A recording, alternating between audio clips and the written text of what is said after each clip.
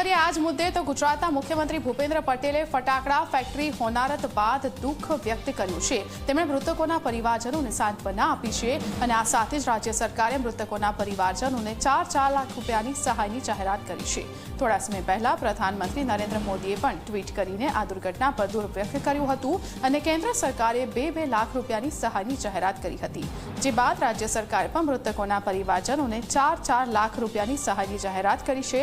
એટલે કે કુલ 6 લાખ રૂપિયાની સહાય આપવામાં આવશે મૃતકોના પરિવારજનોને અને તેની જાહેરાત કરવામાં આવી ચૂકી છે।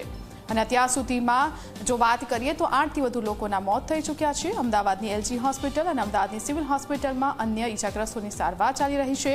મૃતકોમાં સ્ત્રીઓ, પુરુષો, બાળકો સામેલ છે અને આ ફટાકડાની ફેક્ટરી બિલકુલ કોઈ પણ પ્રકારની મંજૂરી વગર ધમધમતી હતી તેવો ખુલાસો થયો છે। તો જે રીતે સહાયની જાહેરાત કરવામાં આવી છે, મુખ્યમંત્રી ભૂપેન્દ્ર પટેલે પણ પોસ્ટ કરી છે, પ્રધાનમંત્રી નરેન્દ્ર મોદીએ પણ પોસ્ટ કરીને સહાયની જાહેરાત કરી હતી। મૃતકોના આત્માને શાંતિ મળે તેવી તેમણે પ્રાર્થના કરી હતી।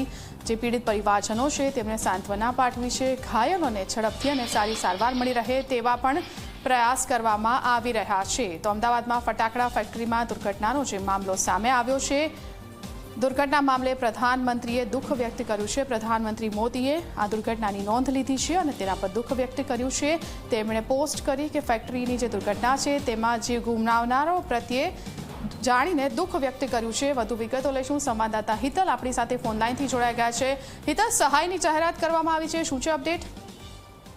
જી ફાલ્ગુની, ચોક્કસ એવું કહી શકાય કે અમદાવાદની હૃદયદ્રાવક ઘટના બની છે। એ ઘટનાની ગંભીર નોંધ દેશના પ્રધાનમંત્રી નરેન્દ્ર મોદી અને ગુજરાતના મુખ્યમંત્રી ભૂપેન્દ્ર પટેલ દ્વારા લેવામાં આવી છે। સ્વાભાવિક છે કે રાજ્ય સરકારે મુખ્યમંત્રી પોતે ₹4 લાખની મૃત્યુ પામનારના પરિવારજનો માટે સહાયની જાહેરાત કરી છે, જ્યારે ઈજાગ્રસ્તો છે તેના માટે ₹50,000ની સહાય કરવાની જાહેરાત કરી છે। સ્વાભાવિક છે કે પ્રધાનમંત્રીએ પણ આ અગાઉ દુઃખ વ્યક્ત કર્યું હતું અને સહાયની જાહેરાત કરવામાં આવી છે। હવે ગુજરાત સરકારે પણ આ સહાયની જાહેરાત કરીને ક્યાંક ને ક્યાંક પરિવારજનોના દુઃખમાં સહભાગી થવાનો પ્રયત્ન કર્યો છે। જી બિલકુલ હિતલ, આભાર આપનો માહિતી આપવા બદલ।